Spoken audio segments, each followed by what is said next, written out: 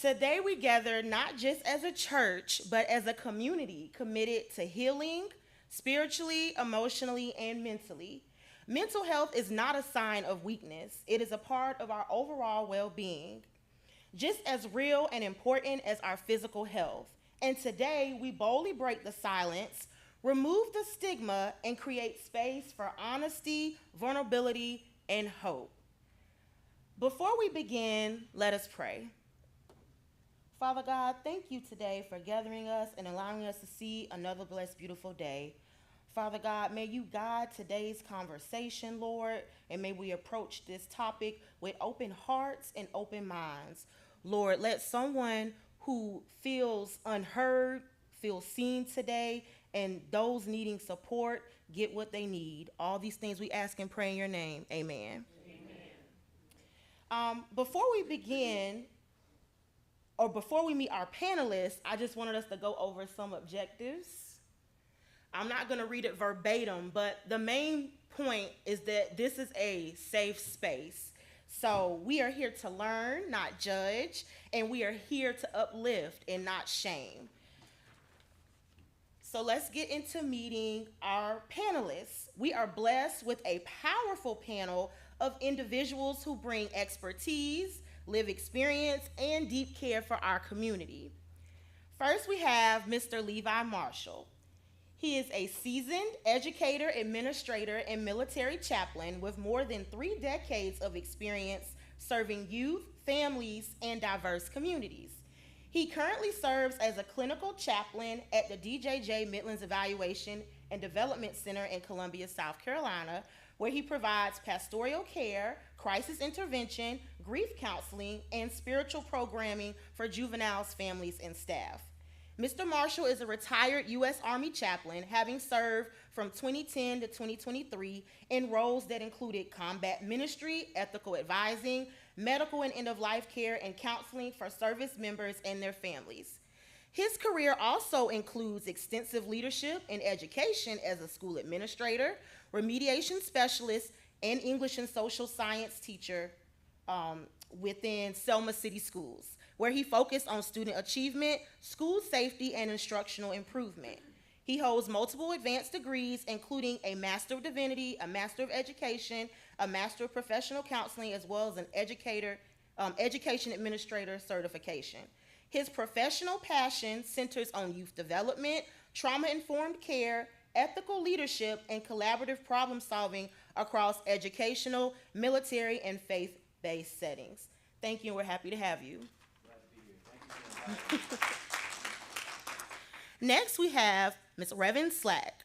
Reverend Simone Slack is a licensed marriage and family therapist in California and South Carolina, and a founder of Sela Therapy and Wellness, a private practice established in 2024 where she provides telehealth therapy to individuals across both states. She has over 5 years of experience working in public behavioral health and community mental health, providing therapy and support to individuals, families, and underserved communities. In addition to her private practice, she works full-time providing counseling services through Military One Source, and also contracts with additional behavioral health agencies, serving clients across diverse backgrounds and life experiences. Her clinical focus includes anxiety, depression, stress, trauma, life transitions, and relationship challenges. Reverend is passionate about breaking the stigma surrounding mental health, particularly within the Black community and the church. She believes that faith and mental health are not separate, but can work together in the healing process. And she is passionate about helping individuals care for both their spiritual and emotional well-being. Thank you, Reverend. We also have Ms. Felicia McGee. Ms. Felicia McGee is a licensed professional counselor supervisor in the state of South Carolina with over 20 years of experience serving youth, families, and communities in their mental health and personal development. She earned her Bachelor of Arts in Psychology from the University of South Carolina in Columbia and her Master's of Arts in Professional Counseling from Webster University. Felicia has dedicated much of her career to serving young people involved in systems of care.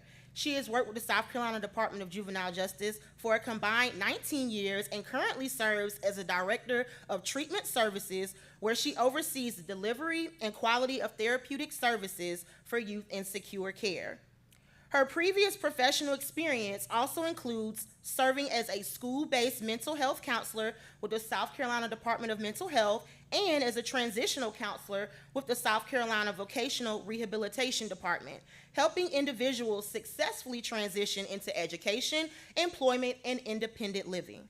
Throughout her career, Felicia has been passionate about breaking stigma surrounding mental health, especially within the Black community. She believes that faith and mental wellness can coexist and support one another, and she is committed to helping individuals and families find healing, hope, and purpose through both clinical insight and spiritual encouragement.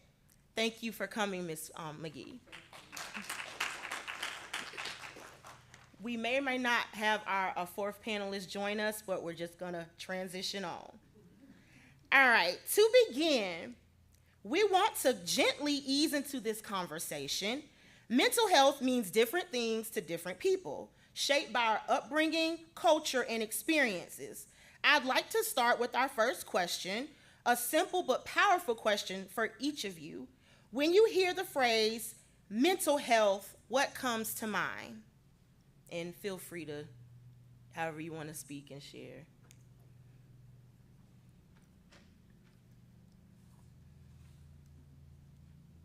For me, it means your state of mind, well-being, emotionally and physically, and how you're feeling at the time.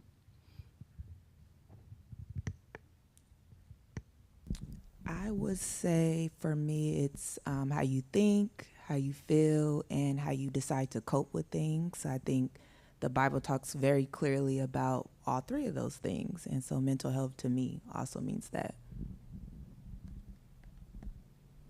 And for me, it's how you thrive or how you think within an environment and how you're able to manifest peace and shalom and equilibrium in your life. You know, it has to, for there to be wellness, there has to be a sense of peace, of calm, a sense of homeostasis, so to speak, where there's balance in your life. You know, things can happen to where it throws you off balance, and now other parts of your life begin to get out of order. It's like a domino effect. So mental wellness is that state of peace, that state of homeostasis where everything is balanced for me. All right, thank you for sharing those reflections. Building on that, many of our early messages about emotions stay with us into adulthood. This often surfaces phrases like, be strong, pray it away, or keep it in the house. I want to ask, what messages did you receive growing up about expressing emotions or asking for help?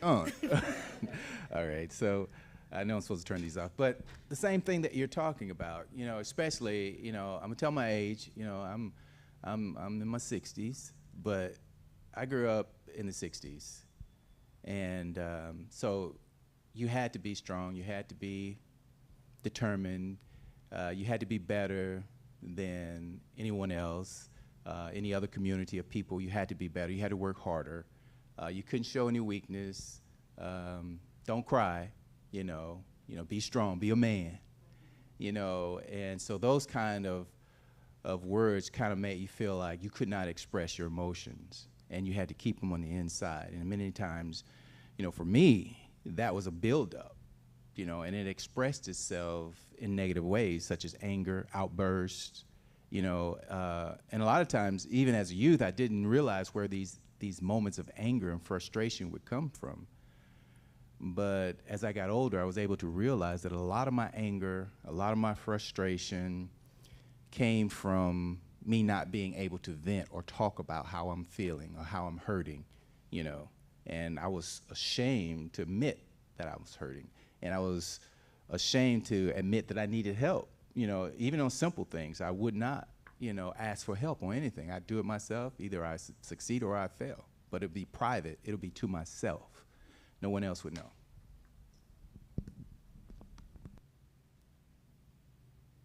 I recall when, you get spanked by your mom or your dad and they said, stop crying or I'm gonna give you something to cry for. You've already given me something to cry for. So they didn't want you to cry for anything. So it's almost like, don't show your feelings, don't show your pain. And I also recall when I was going through a separation with my husband, I moved home and I was talking to my mom one day and I started crying and she was like, what are you crying for? Get over it. You're gonna find someone else.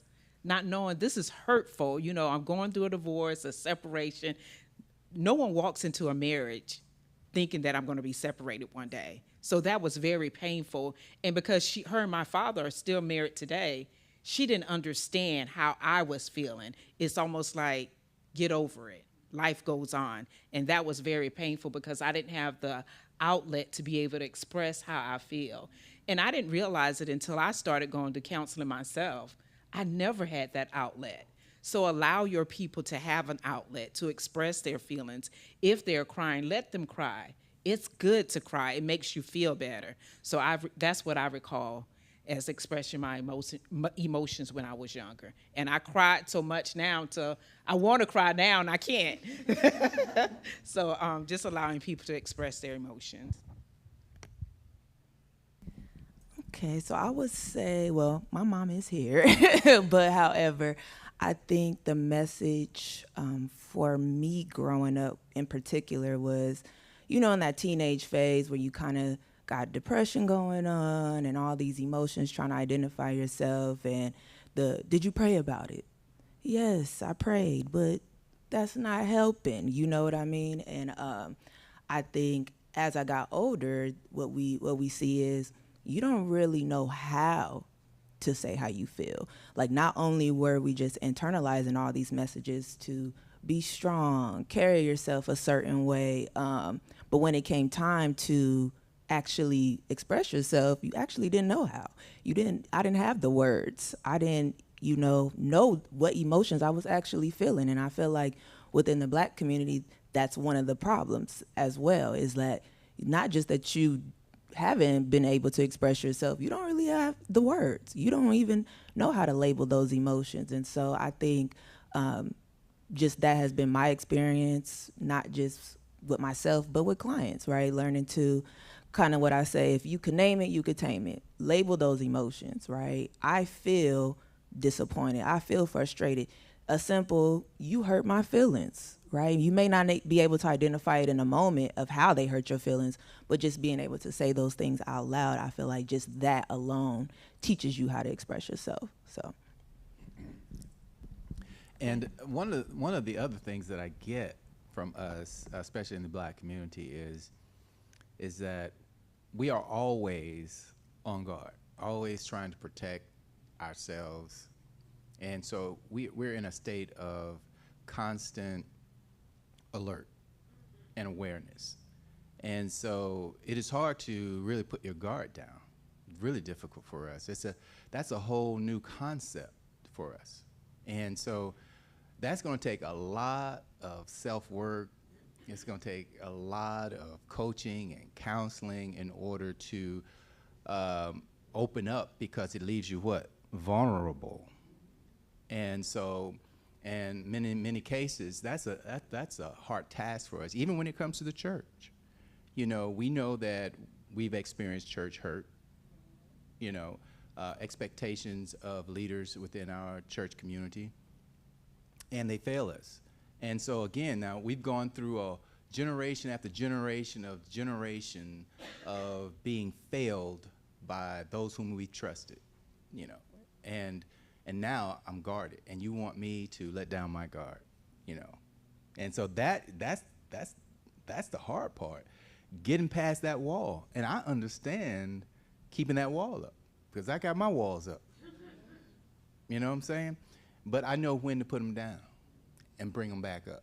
And that's what we're going to have to learn to do, is learn how to let our guards in. Or back in the days in Israel, in the temple had a wall around it, but they had certain gates. and only certain things can pass through those gates. You know, in our emotions or in our psychology, we're going to have to like develop gates where some things can come through and others cannot, you know. So I just wanted to add that. Oh, no problem. Thank you. And before I forget, not to mess up our flow, there will be a Q&A session, and there's some index cards. But if you're comfortable, you know, asking on the mic near the end, that's fine too. But if you have notes or something you want to comment on as you're listening, feel free to do so. All right. As a church community, we deeply value prayer, scripture, and spiritual guidance. At the same time, many people are turning to therapy and counseling. So let's talk honestly about how these two worlds can work together. With that being said, how can faith and therapy work together rather than compete with each other?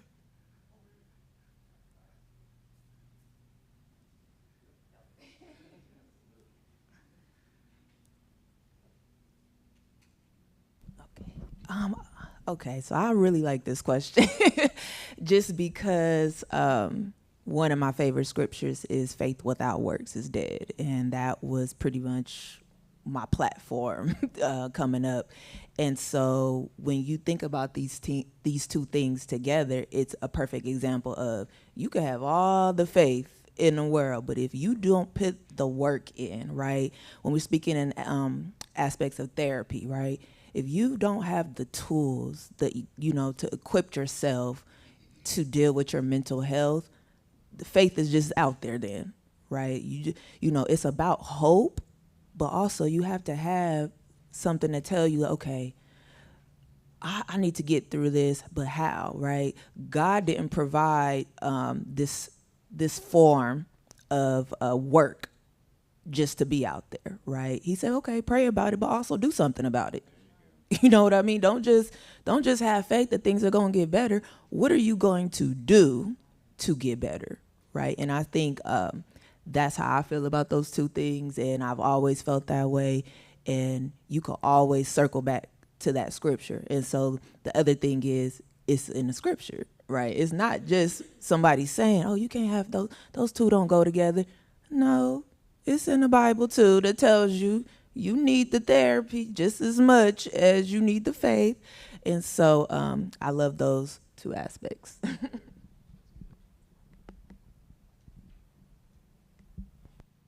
And I look at it as therapy is what you use to help you get emotionally stable, coping skills, self-care, the different tools and stuff. And faith is your spiritual balance. So you praying about it, you're reading your Bible, you're finding scriptures that's going to help you get through whatever challenge that you are facing right now. So yes, they both go together. And God created therapists. So we are here to help you all. So yes. And I agree too. I do remember being a pastor, young pastor, finishing up, my degree in psychology and wanting to add that to the church. And man, did I get shot down. The two do not go together, young Minister Marshall, And so that is our, our status, our stance is that the two don't mix. Faith does not mix with any type of psychological, and science, exactly. So and so, but that is so anti-biblical. That's right. It doesn't coincide with the Bible. The Bible tells us what? To be ye transformed. What? By the renewing of your mind. You talking about mind? Who do we call Jesus the great what? Counselor. Whoa, hold up. You mean we consider him to be the great counselor, but yet we don't want to be counseled? And when you go to Psalms and Proverbs, is that not counseling? Yes. I mean, I'm serious. Many of the basic concepts of counseling is in Proverbs. Young man, honor your father, your mother. Listen to wisdom. So many scriptures point to that. let this mind that is in Christ Jesus be also in you. That's right.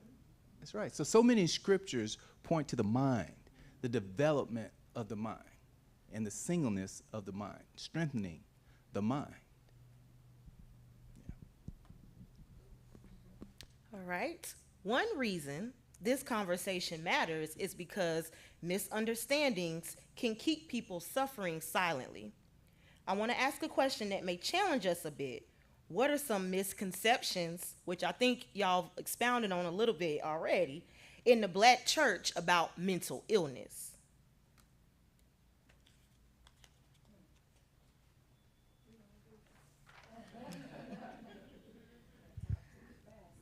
I think a lot of people, when they think of mental illness, they focus more on the severely mentally ill individuals that are dealing with psychosis and all those different symptoms.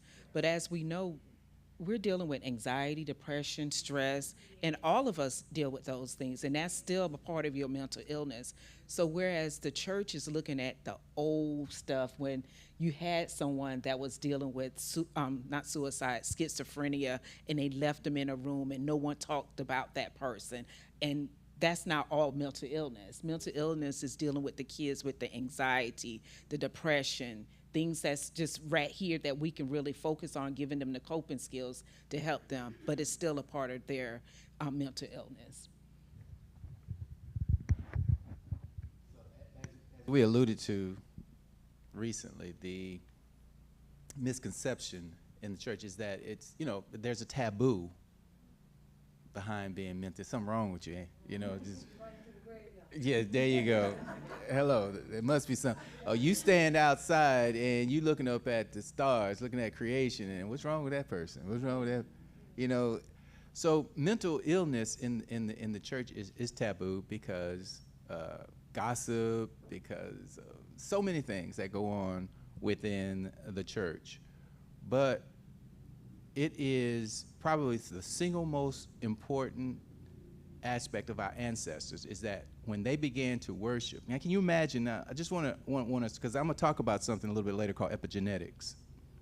And so, but can you imagine being subjected to slavery, chattel slavery, and having to deal with the mind that you need in order to get up every day and continue to do that routine consistently over and over and over again? You come from a place where you could speak the language, where you were free to do what you needed to do, and now you're in a place where you don't understand the language and you don't know what's going on. You're not free to do. Can you imagine how that would attack and affect your mind, your mental? So they needed something, and the slave owners, slave masters knew it, and that was one of the reasons that they allowed them to have church, have services, have gatherings, have groups. Because a lot, and sometimes it wasn't necessarily a church, it was their created group, right? They would create something from the ancient days when they were in Africa and come together and worship and to bring each other together so that they could be stable and strong and able to bear what they were going through. So even today, when we deal with, when we think about the church, we find ourselves, is something wrong with this individual? What? And so the church is not allowing people to express anymore. There's a standard within the church that's held, and you can't deviate from that standard, or you'll be ostracized. Or if I let you know that I have a problem, is the church going to support me, or is the church going to talk about me?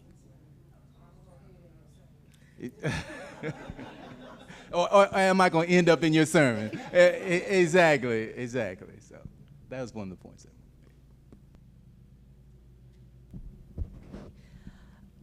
Okay, well, just to piggyback, I guess, a little bit off of that is the stigma, the shame that comes with having mental health issues in the church. And it's not just severe. I think it's the idea that you could get delivered from these things, right? Like if you pray enough, you won't have depression, you won't have anxiety, when we know that that's not all it takes, right?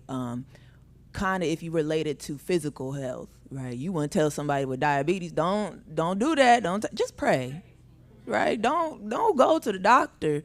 Just, pray, stay in church, do what you got to do. No. I think you have to have the same view when it comes to mental health. You got to look and say, okay, this is not all that it takes, right?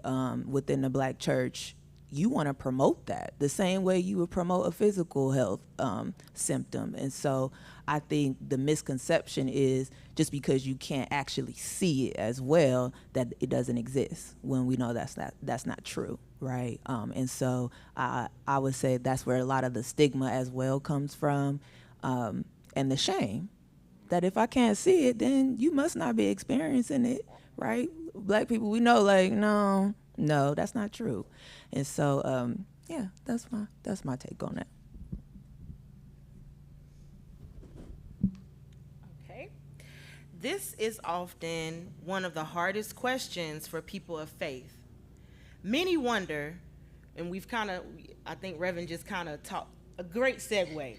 Many wonder, if I love God, why do I still feel this way? So I'd love for us to sit with that tension together. How can we reconcile emotional suffering with faith in God?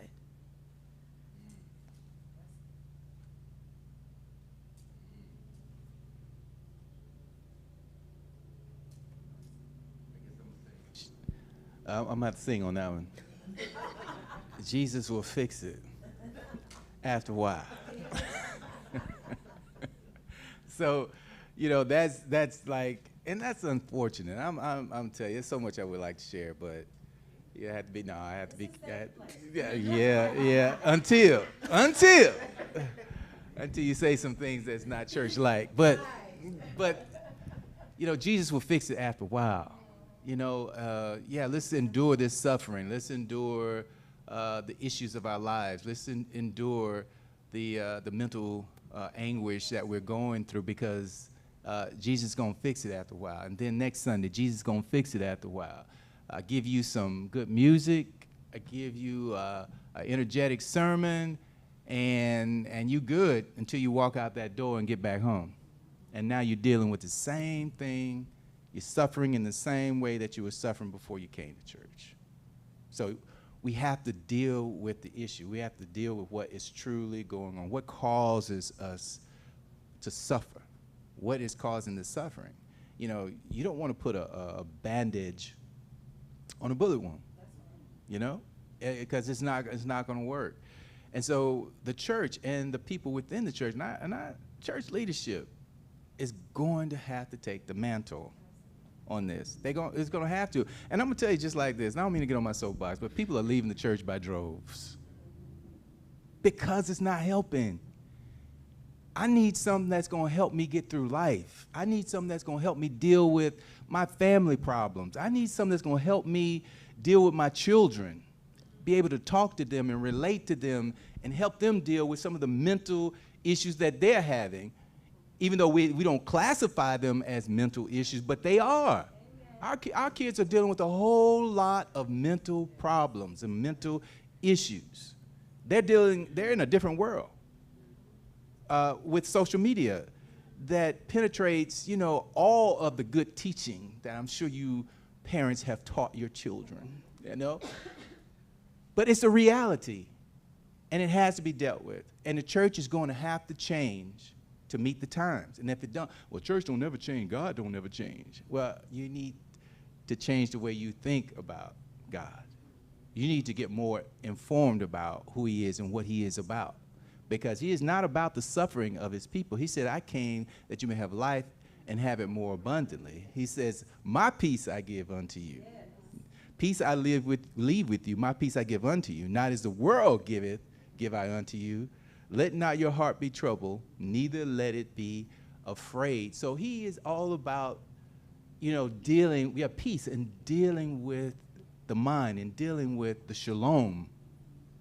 And so the church is going to have to change. That's my big thing. If the church don't change, I promise you, it's going to be an empty building real soon.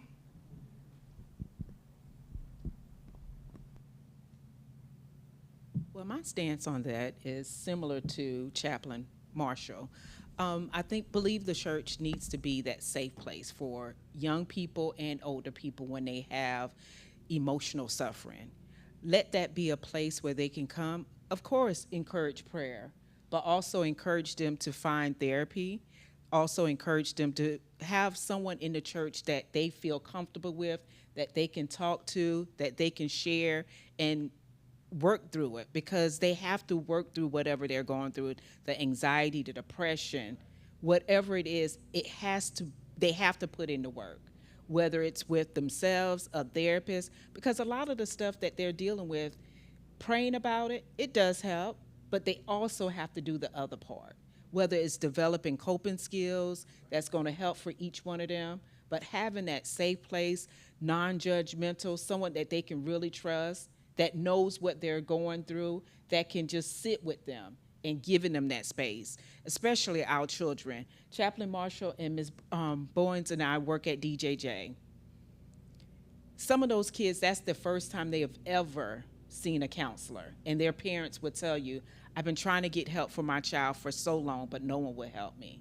So they have to commit an offense to come to DJJ to get the services that they need. And it didn't have to go that way.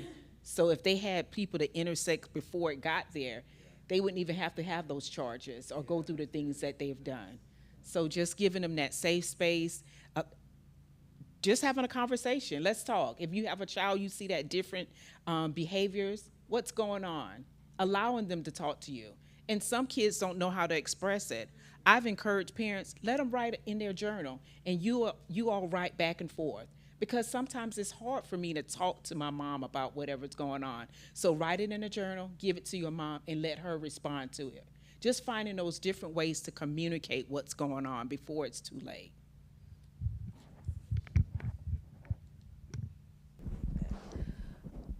Let's see. So emotional suffering and faith, I think two things can exist at one time. You know what I mean? And it's not black and white. A lot of times our thinking is very all or nothing, or what they call black and white, when really we should be operating in a gray area. And so with that being said, you could love God deeply and still struggle deeply. Like, those things coexist. You know what I mean? And so the Bible says God is close to the brokenhearted. So you have to remain close to God, and you could still love him. You could still struggle, but struggle doesn't mean failing. Right? Like, a lot of times too, it's back to that all or nothing thinking. You're thinking, okay, if I'm struggling, that must mean something is wrong with me, right? When really it's back to how you said, those coping skills. That's when that comes into place. Fortunately, our community is one of the highest to deal with coping skills as far as prayer, having things in place to where we don't have to suffer from mental health, because we know that if we struggle, we can still find, like, we deal with the most emotional suffering, but we find peace in God. We find peace in prayer. We find peace in sense of community, which is the Black church. And so we have higher coping skills in that nature, right? And so we don't look at it like that. We think, okay, we can't talk about the emotional suffering, or you have to have the faith. And that's not true. We're actually examples of how those two could coexist. Right? The Black church is actually the perfect example of how those two can coexist. You know what I mean? And so you don't have to choose. You just have to figure out, how do I deal with this? What tools can I have to deal with this suffering and still have the faith? And you build on that, if that makes sense. So. All right. I'm gonna kind of join the next two questions together. Because, again, y'all are way ahead of it. Y'all kind of touch base on a lot of these things. So mental health doesn't exist in a vacuum. Our experiences as a community matter. Let's talk about the realities our community carries. What unique pressures does the Black community face regarding mental health? And also, those pressures didn't start with us. And that might be where your epigenetics point is going to come in, Chaplain Marshall. And they don't end with us either. Can someone expand on how long-term stress impacts mental health and emotional health? So how does generational trauma, racism, and systemic stress affect mental well-being? I know that was a lot, but...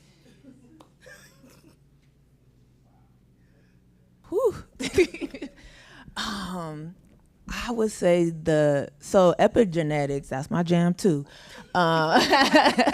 And what they will say, if anybody heard of Dr. DeGrew, she her study specialized on post-traumatic slave syndrome, which basically means that a lot of the mental health things that we deal with our mind and body are not just generational, they're like in our genetics in a sense, and how he touched on the idea that even from the slave field, we have a lot of the same mentalities. A perfect example, the CP time, right? Our resistance to time comes from being on a slave plantation, of having to get up at a certain time, so you resist the time, right? Just small examples like that.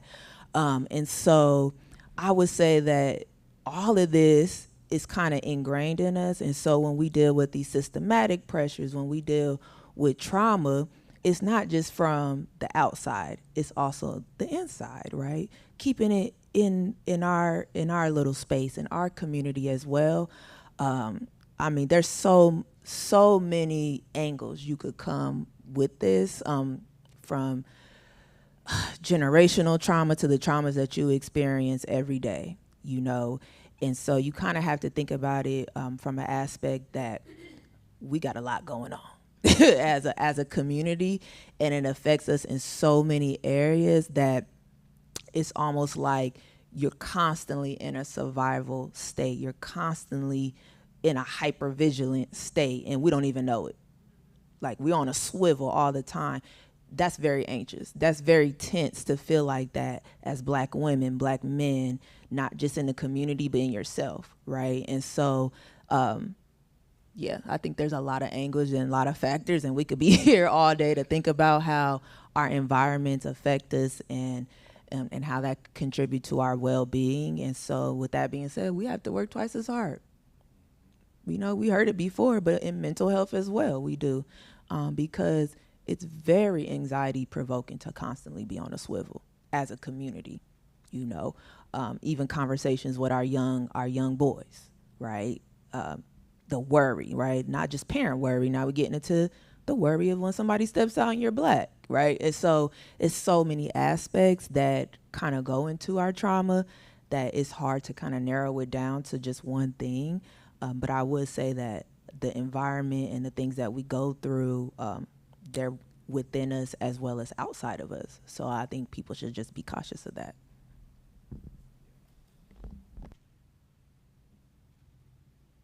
Yeah, very good. And I'm going to go right on with her, take up where she left off. So also, I want us to understand something. Your body is an amazing machine.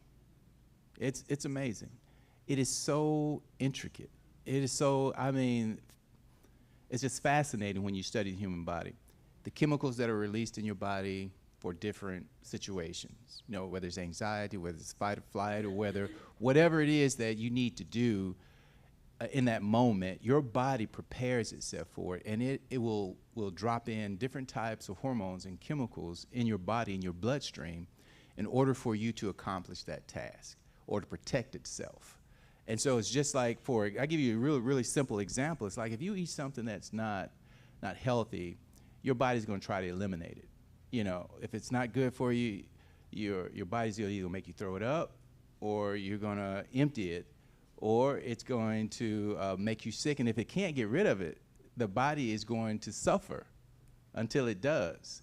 And so the body tries to protect itself, and it tries to alleviate itself from stress. But in doing so, sometimes it creates more problems because the stressor that is upon you doesn't go away. The level of stress doesn't decrease. And so if that doesn't happen, so the body is on constant pouring in those chemicals, you know, cortisol and all these other types of chemicals just constantly dumping into your bloodstream. And you don't know why all of a sudden you're feeling strange, unhealthy.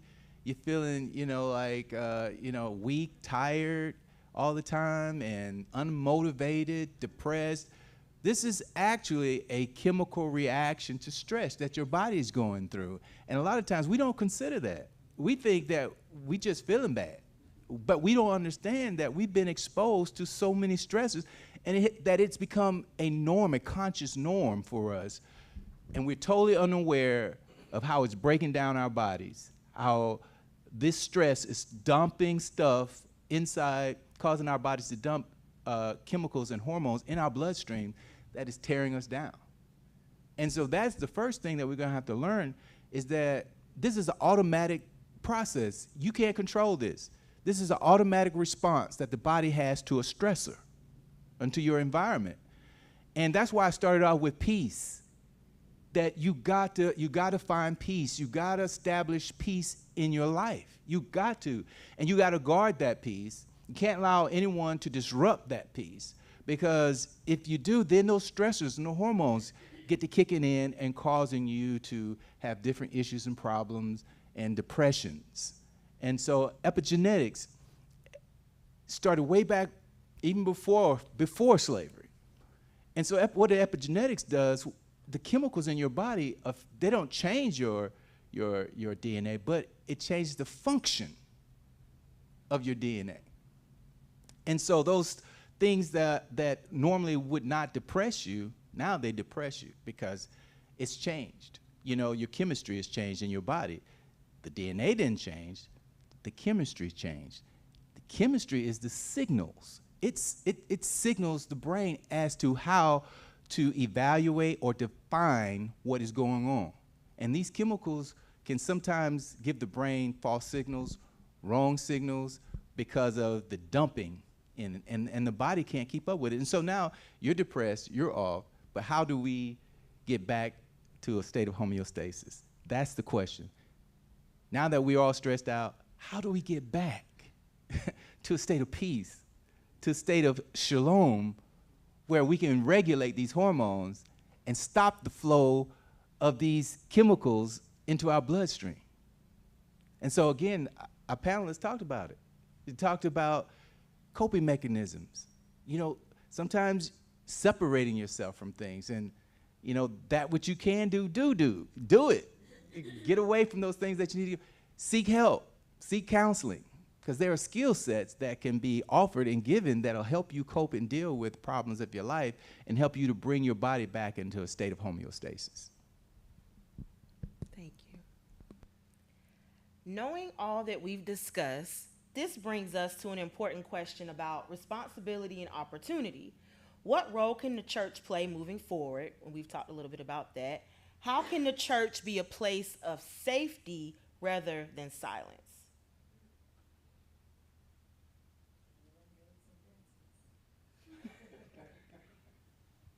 I think developing a support group, when you have a peer support group on mental health, if the church members have that special group, that space that they can go to talk about how they're feeling, what they're experiencing, would be a great option. That support, a safe space, and not to be judged, and for someone to be able to have someone they can bounce things off, they can process, given, you know, different resources. If it's not someone in the church, just having the resources and just give it to, if someone comes to the pastor and say, I'm experiencing this, and they can give a referral out to different counselors that can help them, or have a sheet of different resources that they can go to, LORADAC, anything that the member may need, just having that resource for them, supporting them.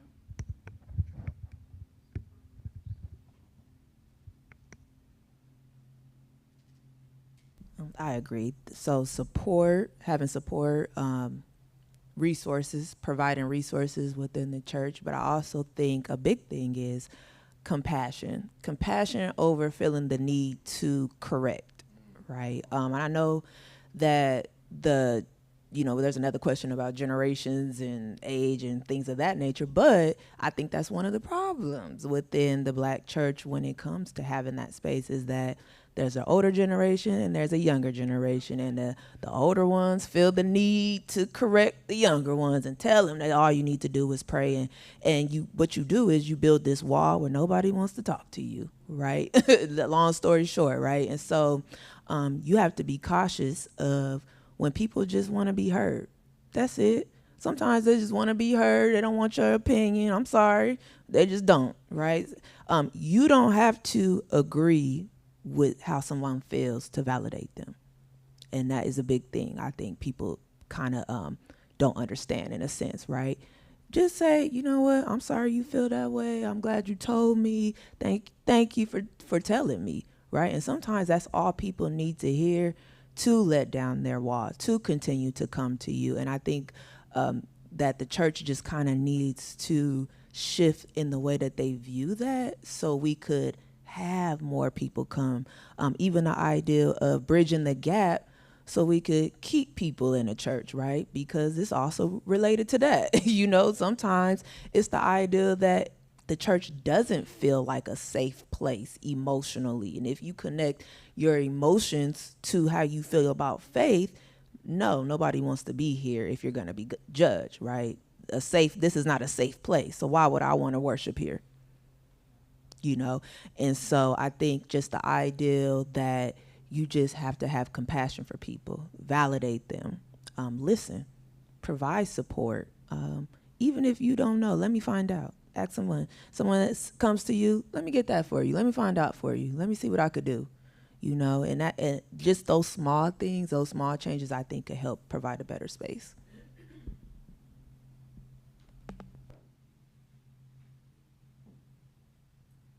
So my fellow panelists hit the nail right on the head. Shame, embarrassment, and judgment. That's what the church does. Makes me feel ashamed. It makes me embarrassed. And I feel like I'm going to be judged. So if that is the concept of what the church is, and I'm being honest, and that is it. I hear it all the time. I do. That the church is a place of judgment. And so, but judgment is in the Bible. Yeah, I get that. But the word also tells us, be as wise as a serpent and as harmless as a dove, right? So again, why did the church exist? What is it here for? Why did the black church get started? What was its purpose? Many of us don't even understand why the black church started. It was more of a social venture or a social organization than it was a spiritual religion, because it protected us from the laws that were currently in place. It was a place of protection. It was a place you could go to and to fellowship and to be with others and to be heard. And people did pour out their business at one time. They would tell you what they were going through. They would talk about it so that we can do something about it. So people would come together in the church and talk about their civil rights, their rights being stepped on, and they could come to the church and pour it out. What happened to me? What happened to you? No matter what it was. And it stayed there in the church, and help was provided. But today, do people feel like the church is a place, a safe place? Do people feel like this is a place where I can go tell what happened to me and get some relief and get some comfort? What's the purpose of the church today? Is it just to preach from the pulpit? Is it just to recite some scriptures? Is it just to give a sermon and get a few amens when people are suffering? When people are privately going through all kinds of issues in their life? I mean, what are we doing? What are we doing? Why should I even come? I'm going there. Why should I even attend then? You know, and that's where our young people are today. That's why we don't have them in the church. So the church is going to have to change its entire paradigm as to why it exists. Why does the church exist? Mind, body, and soul. Mind, body, and soul. So that's one of the things that I really want to focus on as I go forward, even in my ministry, is that I'm dropping the old adage. You know, this is more about establishing a person, helping them to cope, helping them to deal. I plan to work with the mind, work with the mental issues of their life, because our people are suffering. And they need a church that they can feel safe. They need a place that they can feel safe in and be able to pour out their heart, pour out their hurt, get some guidance, get some understanding, and become better, to be healed. I'll stop there. You're good. I have so many questions, but we have limited time. I'm going to do 2 more questions and then allow the audience to ask anything or expound upon anything. So awareness is one of the first steps towards care. Many people don't say they're struggling, but they show us. What should we be paying attention to? Specifically, what signs should we look for when someone is struggling? And also, what are accessible, affordable resources for those who want help? I kind of jumped around a little bit. So for the people that's living close to you, watching their eating patterns, their sleeping patterns, taking care of their daily hygienes, if you see a change in that, those are some signs that you need to look at. Also, if they're very emotional a lot, just emotional and you don't know of anything that specifically took place for them to be that emotional, just making sure you're watching all that for someone that's living close to you. Even if it's a friend and you see a change in they're withdrawing from social activities that they normally participate in, those are signs to make sure you pay attention to with your family members and friends. And also about the resources that you said, there is a training that's mental health first aid, and I think that would be something like if you had a ministry, they can go through the mental health first aid training, like 3 or 4 people in the church, and let that be your ministry to help out with, because they can give those resources to parents, family members of the things that you're looking for in the change of a person that's living with you or in the church. Because you may have someone come to the door one Sunday and that's totally different, and you're not sure what's going on with them. And if someone knows the signs and symptoms, they can help them out.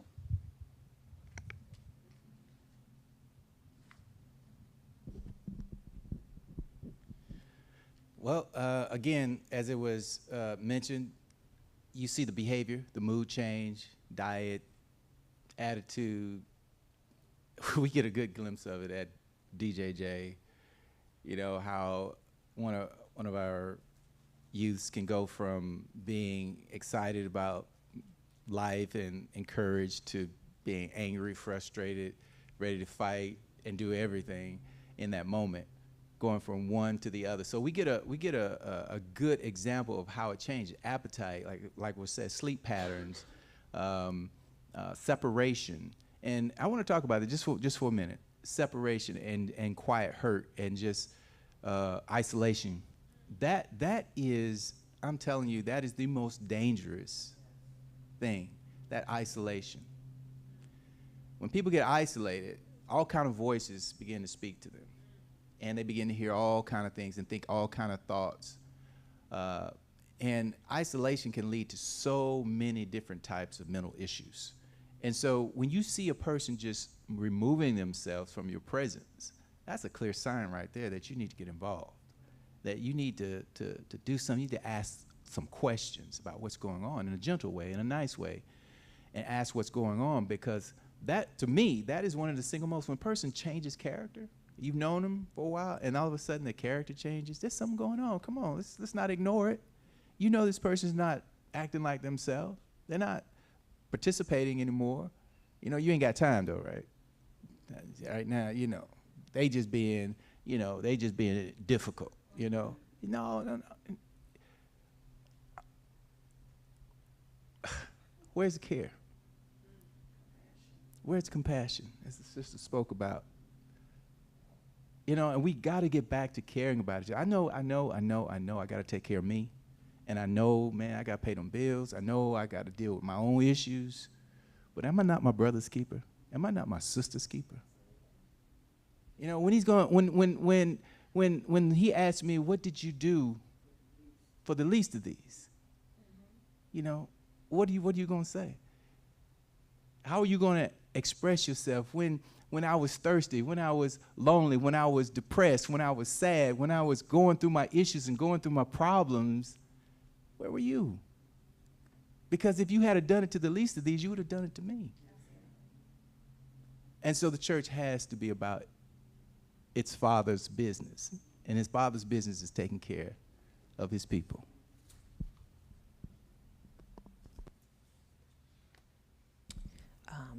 Both of these two wonderful people have touched on a lot of the symptoms that people go through. I think one of the things that stood out to me, like you said, is a lot of connection is built on the ideal that you have to be willing to be inconvenienced. And that's what people don't understand sometimes. It's like, oh, I don't want to call them, I'm going to be a burden, or you overreact or underreact to people when they do come to you, or give them a sense of rejection, right? And so the idea that you make people feel like they were inconvenienced, right? And so you have to be willing to do that for people, right? Willing to stop what you're doing and build connection with people as well. As far as looking out for symptoms, I think it's very important to point out within our community, functional. Just because someone is functional does not mean that they are not dealing with mental health issues, right? Functional depression is the most common one we hear, but let's talk about some other ones. Living in fear. The Bible is very clear on you should not be living in fear, right? And so if you notice somebody's mentality is very fear, very worrisome, right? Don't worry about today, you know? Or don't worry about tomorrow, worry about today. You know what I mean? And so you want to be cautious of those types of things too, right? Somebody constantly on the go. Like, okay, hold on. Something's up with that too. You know what I mean? You're supposed to sit down, relax. Our ideals around relax and resting too. That's another thing, right? And so being able to sit down, relax, rest, you know, if you're not doing that, there's a problem there too. And so I think being able to recognize when that's happening as well, not just the withdrawal, the isolation, emotional regulation, but also anger. Anger is a big one, what I like to call, look at as an iceberg, right? You got the top and you got the bottom. Most times anger is sitting on the top and people are dealing with a bunch of other emotions underneath. So if you notice somebody's very quick with anger and it's increasing, they probably dealing with a lot of other things under that. It's just anger is the most easy to show, you know? And so I just wanted to point those out because those are things that I notice most common in our community, right? Things that could come with anger, right? Is the hypervigilance, the attitude, right? Our facial expressions, you know, slick comments, right? When really you got all these things you worried about, bills, you disappointed in relationships and all these other emotions happening under, but it's just easier to get an attitude at work. Right. And so those are just things that I also wanted to point out, to just not just being observant in other people, but have some self-awareness and be observant in yourself too. So I want to mention one more thing. Where it comes as when that person is withdrawn and they're isolating, don't be afraid to say the word suicide. I know in our community, in our culture, we don't say it, but we have to say it because it's increasing in our culture, in our society. So if you're with someone and you feel that person has changed drastically, it's okay to say, are you thinking about suicide? They want you to say that because a lot of times they just crying out for help and they don't know how to get help. And they think that's the only way they can receive the help is by ending their life. It's okay. You don't have to be a therapist to say, are you thinking about suicide? You're going to save someone's life because they came to you for a reason. They're talking to you for a reason. So do not be afraid to ask that question. Do not be afraid to say that word because we once thought if I say it, if I ask it, that's going to make them do it. If they're going to do it, they're going to do it, regardless if you ask that question or not. So please ask that question. If that person comes to you and talking to you about different things, you ask that question. Are you thinking about suicide?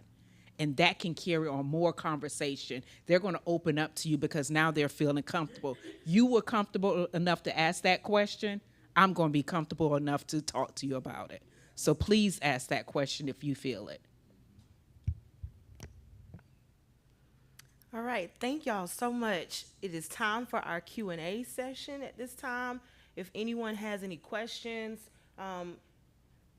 we can pass the mic around. We can, if you wrote your index cards, however y'all see fit.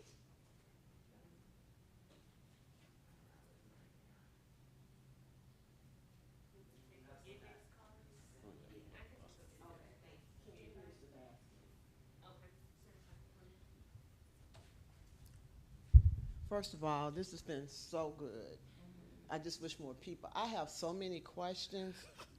First of all, I'm gonna start with at the very beginning. Strong black man, strong black woman mentality that we have in the black community. I think that creates a lot of pressure, which creates mental health.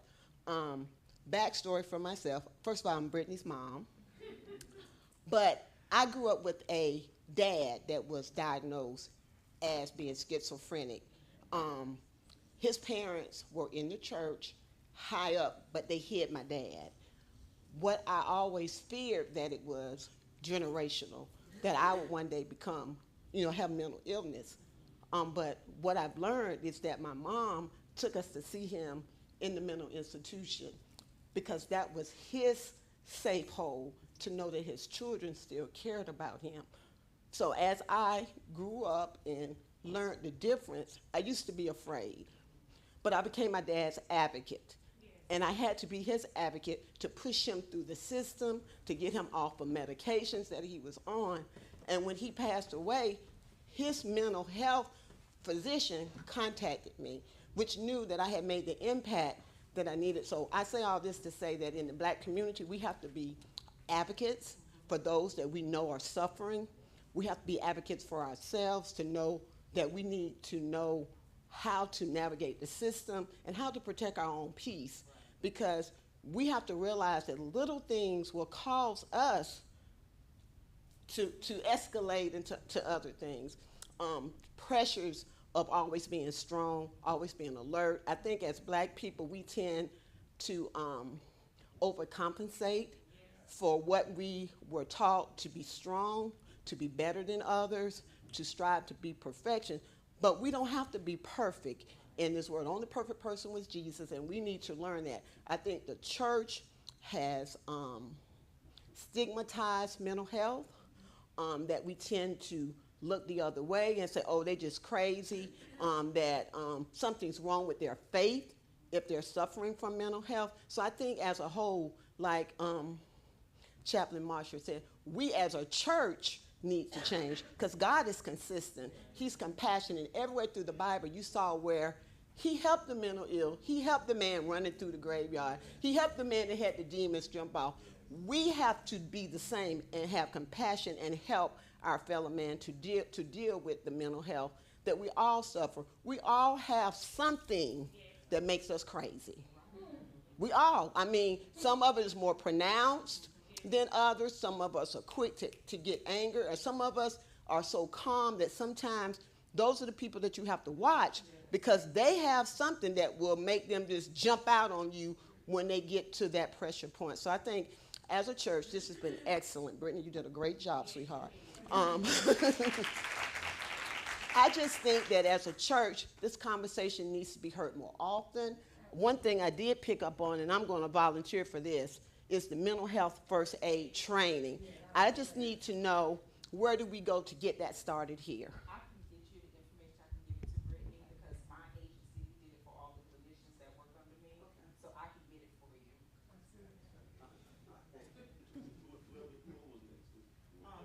Ms. Self was Miss Self, thank you, thank you, keep me straight.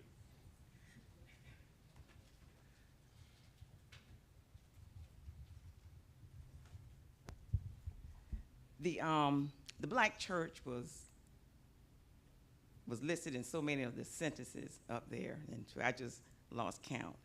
But growing up in a little town down in Williamsburg County called Hemingway, and I've noticed you've talked about the church being a safe place to come. Now, in our hometown, when some of the people in the community would have gotten sick or something happened to them for whatever reason, there would be a phone call at our house, and my mom and dad, you know, they would gather up. They didn't contact everybody in the community. They would always go to the church. They would always have prayer, and the next thing we know, maybe Miss Bella came to church the next Sunday, and she was just as happy as she could be. But you never heard anything else about it. The church is not like that today. So it's kind of hard to come to the church, talk to people, and by the time you leave church, the street committee or the parking lot committee knows everything that you've talked about. And it's just the truth. So how do we come together, you know, as a church and bring back some of those old habits that we used to do? How do we do that? I'll tell you, it begins with leadership. It begins at the top.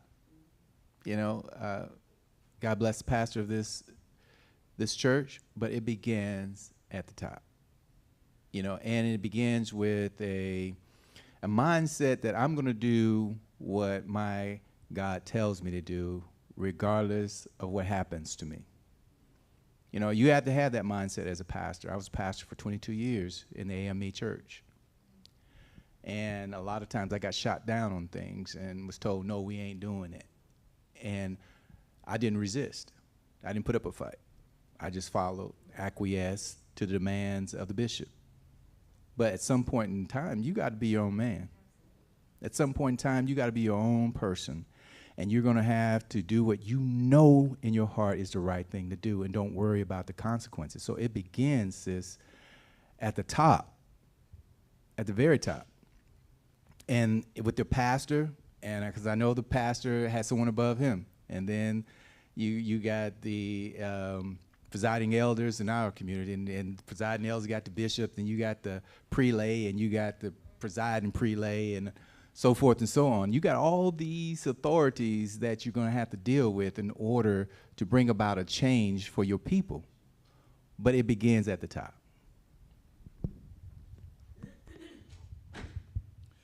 Good morning. Good morning. How do you, well, I grew up in a household in a small town, North South Carolina, went to a small church. All my life, especially my teen years growing up, trying to go to my mom to explain stuff to her, I was always belittled.